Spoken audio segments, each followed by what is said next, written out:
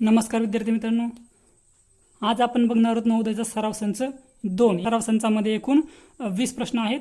हे प्रश्न आतापर्यंत पडत आलेले नवोदयच्या प्रवेश परीक्षेतलेच हे प्रश्न आहेत. यामध्ये फक्त तुम्हाला काय आहे की आपण आपली जी एक्झाम असते नवोदयची त्या एक्झाममध्ये आपल्याला अशाच प्रकारचे प्रश्न पडतात. यामध्ये फक्त संख्या बदल होत असतो. तर त्यातलं पहिलं जे गणित आहे ते पहिलं गणित काय आहे बघा. योगेशने 12,000 रुपयांना खरेदी केलेला एक टीव्ही. तर बघा काय झालेलं आहे, हे 12,000 रुपयांना खरेदी केलेला टीव्ही. आपली जी खरेदी किंमत आहे ती किती आहे, 12,000 रुपये आहे. 2,500 रुपये तोट्याने विकलेला आहे. हे 2,500 रुपये काय केलेलं आहे त्यानं, तोट्याने विकलेलं आहे. मग आता आपल्याला विक्री किंमत इथं काढायची गरज नाही, कारण आपल्याला हे फसवण्यासाठी गणित टाकलेलं आहे. पुढं काय दिलेलं तुम्ही जर व्यवस्थित वाचलं तर तुम्हाला समजेल की यामध्ये आपल्याला नेमकं काय दिलेलं आहे. पुढं काय दिलेलं आहे बघा, जर त्याने तो टीव्ही 14,400 रुपयाला विकला असता म्हणजे 14,400 रुपयाला विकला असता, ह्या तोट्याशी आपलं कुठल्याही प्रकारचं घेणं देणं नाही. कारण आपल्याला काय सांगितलेलं आहे, 12,000 रुपयांना खरेदी केला तर एकूण किती रुपये नफा झाला असता विचारलेला आहे. तर मग 12,000 रुपयाची जी खरेदी किंमत आहे आणि विक्री किंमत एवढी आहे, तर आपल्याला काय करायचं आहे, फक्त या दोघातच जे काय आहे आपला नफा होणार तो या दोघाचाच काढायचा आहे. या 2,500 रुपयाचा आपला कसल्याही प्रकारचा संबंध नाही. किती रुपयाला विकली, 14,400 रुपयाला, वजा खरेदी किती रुपयाला केली होती, 12,000 रुपयाला, करा वजा बाकी. म्हणजे याचा अर्थ आपल्या गणितामध्ये आपल्याला किती नफा होणार आहे, 2,400 रुपये नफा होणार आहे. हे 25 रुपये फक्त आपल्याला फसवण्यासाठी टाकलेले आहेत. आपल्याला ह्याची जी 2,500 रुपये तोटा घेऊन जी विकलेली किंमत आहे ती विक्री किंमत आपल्याला काढायची नाही. जरी आपण ती विक्री किंमत काढली तर ती येणार आहे 9,500. मग आपण काय करणार, हे विक्री किंमत ठेवली असती आणि ह्याला विकलेला आहे. मग या दोघाचा डिफरन्स काढून आपण उत्तर काढू शकतो. ते उत्तर येणार आहे 4,900. असा ऑप्शन आहे आपल्याकडं, पण हे आपलं उत्तर येणार नाही. कारण आपल्याला विचारलेलं आहे 12,000ची टीव्ही 14,400ला विकल्यास किती रुपये नफा झाला असता. त्यामुळे नफा किती होणार आहे, 2,400 रुपये नफा होणार आहे. एक प्रवासी बस 5.5 तासात 385 किमी अंतर जाते, तर त्या बसचा वेग किती विचारलेला आहे. तर 5.5 तास आपल्याला मांडता आले पाहिजे. तर अगोदर काय करूयात आपण, बसचा वेग किती आहे बघा, 385 किलोमीटर बसचा वेग आहे. 5.5 तास म्हणजे याचा अर्थ 5 तास आणि हा वरचा अर्धा तास हा आपण मांडू शकतो. तर मग 5.5 तासामध्ये एवढं अंतर जाते, तर एका तासात किती विचारलेलं आहे. तर याला मग 5.5 तासाने भागून घ्या. इथला पॉईंट कट करायचा आपल्याला, वर एक शून्य वाढणार आहे. दोघांना कुठल्या अंकाने भाग जातो बघा, 11ने भाग जातो. हे 11×5 = 55, हे 11×3 = 33, 5 उरले. हे 11×5 = 55, शून्याला शून्य भागून घ्या. 5×1 = 5, 5×7 = 35, शून्याला शून्य. म्हणजे याचा अर्थ त्या बसचा वेग किती असणार आहे, 70 किलोमीटर इतका वेग असणार आहे. पुढचं गणित बघा, 51 ते 70 पर्यंतच्या सर्व समसंख्यांची सरासरी किती विचारलेलं आहे. 51 ते 70 पर्यंतच्या सर्व समसंख्यांची सरासरी. मग आता सरासरी म्हणले की आपण काय करतो, ज्या समसंख्या आहेत त्या सर्व मांडून घेऊयात अगोदर. बघा हे 52, 54, 56, 58, 60, हे 62, 64, 66, 68 आणि 70 पर्यंत म्हणले म्हणजे 70. मग या सर्वांची बेरीज करून एकूण संख्येनं जर भागात बसलं तर आपला वेळ जाणार आहे. मग ट्रिक काय सांगते आपल्याला, तर प्रत्येकातला जो फरक आहे समसंख्या असल्यामुळे समानच फरक असणार आहे. इथं एकचा फरक आहे, इथं एकचा फरक आहे. तर तुम्हाला काय करायचं आहे, ज्यावेळेस फरक समान असतो त्यावेळेस आणि संख्या किती असोत मग त्यावेळेस तुम्हाला काय लक्षात ठेवायचं आहे, मधली संख्या ही त्यांची सरासरी असते. कधी, ज्यावेळेस दिलेल्या संख्येतला फरक सारखा असतो त्यावेळेस मधली संख्या ही त्याची सरासरी असते. हे पहिल्या 5 संख्या सोडल्या, शेवटच्या 5 संख्या सोडल्या, कारण एकूण 10 संख्या आहेत. मधली संख्या तर नाही आहे, तर या दोघांच्या मध्ये कुठला अंक येतो बघायचा आहे. 60 आणि 62च्या मध्ये काय येतं बघा, 61. तर आपली सरासरी काय असणार आहे, 61 ही आपली सरासरी असणार आहे. पुढचं जे गणित आहे ते आहे बघा, 2,000 रुपयांचे सरळ व्याजाने 15% दराने 2.5 वर्षाचे सरळ व्याज विचारलेलं आहे. तर 2.5 वर्ष म्हणजे याचा अर्थ 2.5 वर्ष आणि छेदस्थानी 100. इथला पॉईंट कमी करून घेऊयात, एकच अंक असल्यामुळे खाली एक शून्य वाढूयात. इथले 3 शून्य भागाकारामध्ये निघून गेलेले आहेत. काय राहिलेले बघा, 2×15 करून घ्या. 2×15 म्हणजे 30 गुणिले पॉईंट कमी झाल्यामुळे हे 25. आपल्याला सरळ व्याज विचारले, करा गुणाकार. 25×1 = 25, हे 25×3 = 75, शून्याला शून्य. म्हणजे याचा अर्थ किती सरळ व्याज येणार आहे, 750 रुपये सरळ व्याज येणार आहे. पुढचं गणित 4 मीटर गुणिले 5 मीटर मापाच्या खोलीत म्हणजे आयताकृती खोली आहे 50 सेंटीमीटर गुणिले 125 सेंटीमीटर मापाच्या किती फरशा लागतील. तर आता हे मीटर आहे हे सेंटीमीटर आहे. तर तुम्हाला मागं सांगितलेलंच आहे मापन नावाच्या धड्यामध्ये की मोठ्या प्रमाणाचं मोठे जे एकक आहेत त्या एककाचं लहान एककामध्ये रूपांतर करून घ्यायचं. हे मीटर आहे तर एका मीटरमध्ये 100 सेंटीमीटर असतात. तर 4 मीटरमध्ये किती सेंटीमीटर असणार आहेत 400 सेंटीमीटर आणि 5 मीटरमध्ये किती सेंटीमीटर असणार आहेत 500 सेंटीमीटर. मग ह्या आयताकृती खोलीचं क्षेत्रफळ काढून घ्यायचं आणि त्या क्षेत्रफळाला आपले जी फरशीचं माप आहे त्या फरशीच्या मापानं तुम्हाला काय करायचं आहे त्या खोलीच्या क्षेत्रफळाला भागायचं आहे. मग क्षेत्रफळ काढण्याच्या आपण इथं डायरेक्ट मांडून घेऊयात. हे जे वरचं आहे ते मापाच्या जी काही खोली आहे आपल्या त्या खोलीचं क्षेत्रफळ आहे आणि खालचं जे आहे ते काय आहे आपल्या एका फरशीला लागणार क्षेत्रफळ आहे. काय काय करता येईल बघा आपल्याला. इथला एक शून्य कमी झालेला आहे इथला एक शून्य कमी झालेला आहे 5 1 5 हे 5 40 125 आणि 500ला कशाने भाग जातो बघा 25ने भाग जातो. किंवा जर आपण सराव केला तर आपल्या लक्षात येईल 125ला 4ने गुणलं 125 चोक 500. मग आता काय राहिलेलं 8 गुणिले 4 राहिलेले करा 8 गुणिले 4 8 चोक 32 म्हणजे याचा अर्थ किती फरशा बसणार आहेत 32 फरशा बसणार आहेत. पुढचं गणित एका ST बसमध्ये असलेल्या स्त्री पुरुष यांचे गुणोत्तर 5 जसे 6 आहे. तर हे स्त्री हे पुरुष यांचं गुणोत्तर किती आहे हे 5 जसे 6. पुढे दिलेले आहे व पुरुष व मुले यांचे गुणोत्तर 12 जसे 8 आहेत. पुरुष घेतलेले आपण इथं मुलं घेऊयात. हे मुले किती गुणोत्तर आहे 12 जसे 8 हे पुरुष 12 मुले 8. आणि आपल्याला विचारलेलं आहे स्त्रिया व मुले यांचे गुणोत्तर किती म्हणजे स्त्रिया आणि मुलांचं गुणोत्तर विचारलेलं आहे.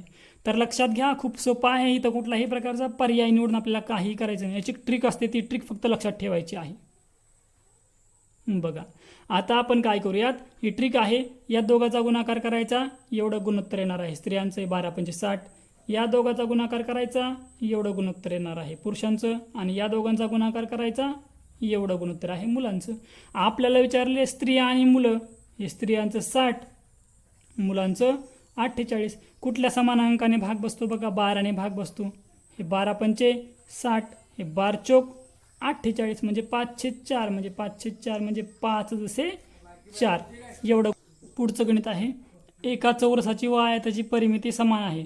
जर चौरसाचे क्षेत्रफळ 64 चौरस सेमी असल्यास आयताची परिमिती किती. खूप सोपं आहे. इथं चौरसाचं क्षेत्रफळ दिलेलं आपल्याला हे चौरसाचं क्षेत्रफळ दिलेलं आहे. किती आहे चौरसाचं क्षेत्रफळ 64.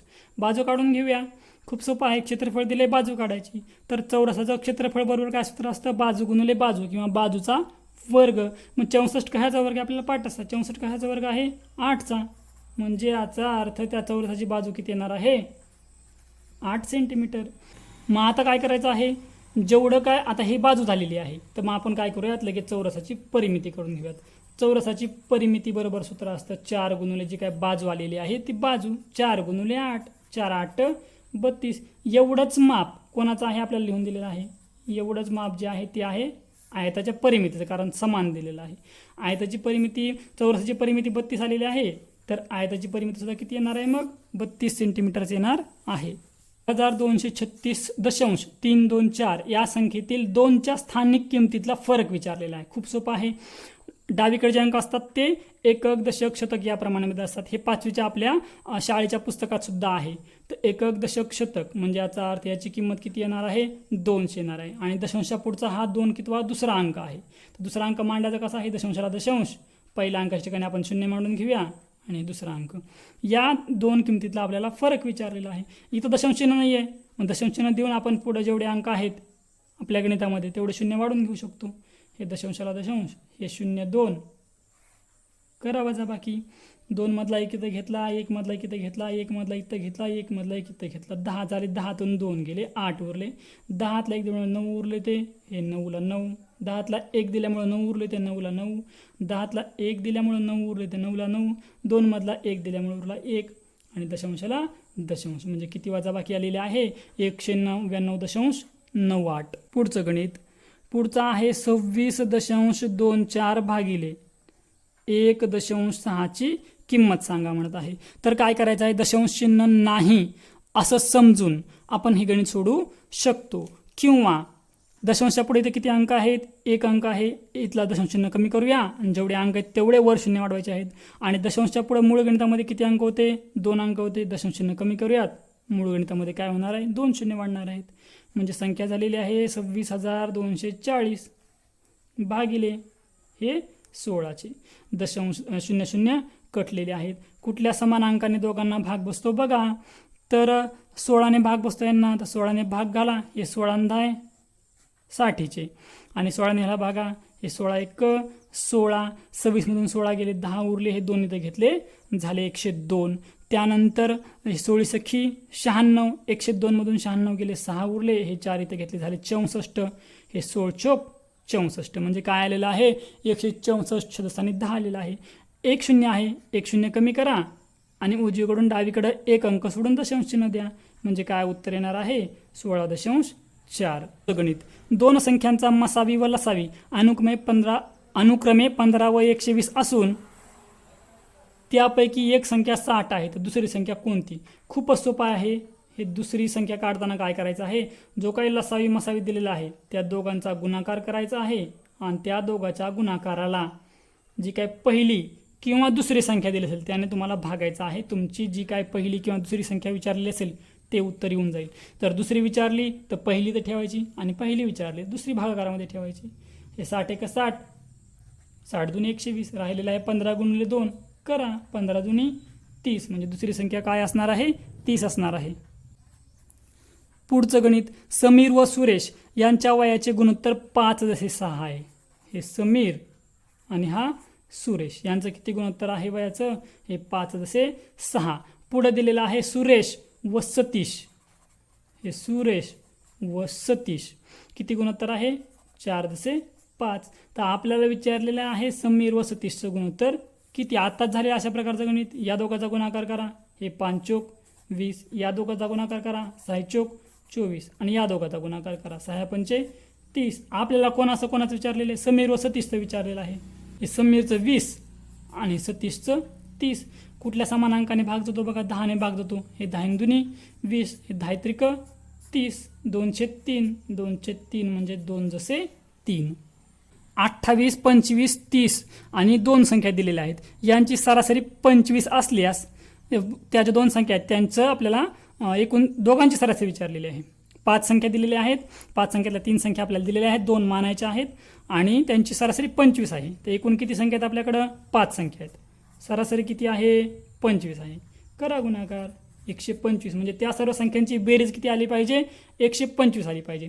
3 संख्या दिलेल्या आहेत तर तिघांची बेरीज करून घ्यायला लगेच. 8 आणि 5 13. 13 आणि 0 13. 13शीला 3चा हातचा आला 1. 2 आणि 2 4. 4 आणि 3 7. 7 आणि हातचा आलेला 1 8. म्हणजे यांची बेरीज किती आलेली आहे? 83 आलेली आहे. 3 संख्यांची. 5 संख्यांची 125. 3 संख्यांची 83. 5 मधून 3 गेले, 2 उरले. 2 मधून 8 जात नाहीत. हातचा घेतल्यामुळे 12 झाले. 12तून 8 गेले, 4 उरले. 1 मधला 1 देऊन टाकल्यामुळं 0 उरले. म्हणजे 42 फरक आलेला आहे. तर ही 42 बेरीज कोणाची येणार आहे? या 2 संख्यांची बेरीज 42 येणार आहे आणि त्यांची सरासरी विचारलेली आहे. 2ने मग त्या 42ला भागून घ्या आणि बेक बे म्हणजे किती येणार आहे सरासरी? 21. पुढच्या गणितात काय दिलेलं आहे बघा? 10 बॅगच्या किमतीत 8 शर्ट येतात. तर 10 बॅग बरोबर 8 शर्टाची किंमत. एका शर्टाची किंमत 150 रुपये आहे. तर 8 शर्टाची किंमत काढून घेऊयात आपण. हे 15 8 20चे शून्याला 0 म्हणजे 8 शर्टाला किती रुपये लागत आहेत? 1200 रुपये. एवढेच रुपये हे 10 बॅगला लागणार आहेत. कारण वर दिलेलं आहे 10 बॅग बरोबर 8 शर्ट आणि एक शर्ट 150 रुपयाचा आहे. तर 8 शर्ट झाले 1200 रुपयाचे आणि 10 बॅगला सुद्धा 1200 लागत आहेत. तर आपल्याला विचारले एका बॅगची किंमत किती? खूप सोपं आहे. हे 1200 भागिले 10 भागून घ्या. याला भागितल्यानंतर काय येतं बघा? 120 रुपये. म्हणजे याचा अर्थ 10 बॅग पैकी एका बॅगची किंमत किती येणार आहे? 120 रुपये येणार आहे. पुढचं गणित. 540 या संख्येची एकूण मूळ अवयव किती आहेत? तर इथं मात्र आपल्याला अवयव पाडावेच लागणार आहेत. की इथं काय दिलेलं आहे? एक स्थानी 0 दिलेला आहे म्हणजे याला 2ने भाग बसतो. 2ने याला भाग घाला 270 येतं. त्यानंतर हे 2ला 2 गुणुले. एक स्थानी इथं पण 0 आहे म्हणजे यालाही 2ने भाग बसतो. 2ने भाग घाला 135 येतं. हे 2ला 2, हे 2ला 2 गुणुले एकक स्थानी 5 आहे म्हणजे 5 भाग बसतो. 5 भाग घाला, किती येणार आहे? 27 येणार आहे. बरोबरला बरोबर. हे 2ला 2, हे 2, हा 5 गुणुले आणि 27ला भागा 3ने भाग बसतो. 3 गुणुले 9, 9ला 3ने भाग बसतो. 3 गुणुले 3. हे झाले 540चे अवयव. हे एकूण संख्या आलेल्या आहेत 1 2 3 4 5 6 म्हणजे याचा अर्थ 540चे एकूण किती अवयव पडत आहेत? सर्व संख्या मूळ असल्यामुळे किती अवयव आहेत? 6 मूळ अवयव आहेत. पुढचं गणित आहे, प्रीतम सायकलने ताशी 30 किमी वेगाने 2.1/2 तास प्रवास करतो. म्हणजे याचा अर्थ 30 किलोमीटर वेग तासाला वेग आहे. 2.1/2 म्हणजे याचा अर्थ 2.5 तास प्रवास करत आहे. त्यानंतर ताशी 10 किमी वेगाने 1.5 तास प्रवास करत आहे. हे 1.5 तास. तर एकूण किती प्रवास केला विचारलेला आहे. गुणाकार करा. याचा गुणाकार येतो बघा 75. याचा गुणाकार करा, येतो 15. करा बेरीज. 5 आणि 5 10ला 0, हातचा आला 1, 7 आणि 1 8, 8 आणि हातचा आलेला 1 9. म्हणजे याचा अर्थ त्याने एकूण किती प्रवास केलेला आहे? 90 किलोमीटर प्रवास केलेला आहे. पुढचा आहे 3000 रुपयांचे 292 दिवसांचे दसादसेत 9 दराने किती सरळ व्याज होईल? तर सरळ व्याज नावाच्या धड्यामध्ये आपण बघितलेलंच आहे. हे 292 दिवस म्हणजे वर्षाचा 4/5वा भाग असतो. तर हे 3000ला 3000 गुणुले त्यानंतर किती दर आहे? 9 दर आहे गुणुले हे 292 जे आपण काय करूयात, याच्या दिवसांचे आपले 100 गुणुले हे 4/5 अशा पद्धतीनं मांडून घ्यायचं आहे आपल्याला. अशा पद्धतीनं मांडल्यास मग आता काय आहे बघा, इथले 2 2 शून्य भागाकारात कमी झालेले आहेत. हे 5 1 5, हे 5 6 30. काय राहिलेले आहे बघा 6 गुणुले 9 गुणुले 4, हे 9 चोक 36 आणि 36 गुणुले 6 तुम्हाला करायचं आहे. तर 36 गुणुले 6 करा, किती येतं बघा 216 रुपये. म्हणजे याचा अर्थ किती सरळ व्याज आहे? 216 रुपये. पुढचं गणित, दरमहाचा पगार 4800 रुपये असणारा सतीश वर्ष अखेर 14400 रुपये बचत करतो. तर त्याची शेकडा बचत किती? तर एक लक्षात घ्यायचं आहे आपल्याला, आपण जर त्याचा वर्षाचा पगार काढत बसलो तर पगार खूप मोठा होणार आणि मग तेवढ्या रुपयाला 14400 तर 100ला किती असं आपल्याला काढावं लागेल. म्हणजे मोठी काटाकाटी करावी लागेल. त्याऐवजी आपण काय करायचं आहे, त्याचं आपण वर्षाला जी बचत झालेली आहे ती महिन्याला किती बचत होती काढून घ्यायची आहे. तर वर्षाची बचत आहे 14400 रुपये. एकूण महिने असतात वर्षामध्ये 12, भागून घ्या. जी काय येईल ती एका महिन्याची बचत येईल. भागा 12 1 12, 1 उरला 12 2 24, 2 शून्याला 2 शून्य. म्हणजे याचा अर्थ महिन्याला किती बचत करत आहे तो? 1200 रुपये बचत करत आहे. आता खूप सोपं जाईल, मांडा. मूळ पगार 4800, त्यातली बचत करतो तो 1200, तर 100 रुपयाला किती? तोंडीच आहे हे. तर एक कसं तोंडी आहे तर लक्षात घ्या, 4800 मधले 1200 तो बचत करतोय. म्हणजे याचा अर्थ एकूण पगारातला पावभाग बचत करतोय. मग 100चा पावभाग फक्त काढायचा आहे. तर 100चा पावभाग आपल्याला तोंडीच पाठ असतो. 100चा पावभाग किती असतो? 25. म्हणजे याचा अर्थ किती टक्के बचत करत आहे? 25% बचत करत आहे. जर आपल्याला असं कळालं नाही तर आपण या दोघांचा गुणाकार करून त्या गुणाकाराला आपण या संख्येने भागू शकतो. 18वं गणित आहे, खालीलपैकी सर्वात लहान अपूर्णांक कोणता? तर खूप सोपं आहे. याचे जे अंश आहेत ते काय आहेत बघा, 5 5 5 अंश सारखा आहे. तर लहान अपूर्णांक विचारलाय, लक्षात राहू द्या, ज्यावेळेस अंश सारखा असतो त्यावेळेस ज्याचा छेद मोठा तो सर्वात लहान अपूर्णांक असतो आणि ज्याचा छेद लहान तो सर्वात मोठा अपूर्णांक असतो. पुढचा आहे 2 दिवसाचे सेकंद किती? तर एका दिवसाचे सेकंद किती असतात? 86400. तर याच्यामध्ये परत 86400 मिळवा किंवा 86400 गुणिले 2 करा बेरीज काय येते बघा, 1,72,800. आणि 20वं गणित आहे, 15 सेंटीमीटर रुंदी असणाऱ्या आयताचे क्षेत्रफळ 300 चौरस सेंटीमीटर आहे. तर परिमिती किती? खूप सोपं आहे. आयताचं क्षेत्रफळ बरोबर काय सूत्र असतं आपल्या लक्षात आलं पाहिजे. तर आयताचं क्षेत्रफळ बरोबर सूत्र असतं हे लांबी गुणुले रुंदी. क्षेत्रफळ दिलेलं आपल्याला 300, लांबी माहिती नाही आहे, ही लांबी गुणुले रुंदी दिलेली आहे 15. तर गुणाकारातले 15 आहेत ते भागाकारात घ्या आणि लांबी भेटून जाईल आपल्याला. हे 15 1 15, 15 2 30, शून्याला 0. म्हणजे लांबी किती आलेली आहे? 20 सेंटीमीटर लांबी आलेली आहे. परिमिती विचारलेली आहे, मांडा. आयताची परिमिती बरोबर काय सूत्र असतं? 2 कंसात लांबी अधिक रुंदी किंवा 2 गुणुले लांबी अधिक 2 गुणुले रुंदी. हे 2ला 2, लांबी आलेली आहे 20, रुंदी आलेली आहे 15. हे 2ला 2, चिन्ह कुठलंच नाही म्हणजे गुणाकार. 20 आणि 15ची बेरीज करा, बेरीज आलेली आहे 35, करा गुणाकार. हे 35 दुनी 70 म्हणजे याचा अर्थ त्या आयताची परिमिती किती आहे, 70 सेंटीमीटर आहे.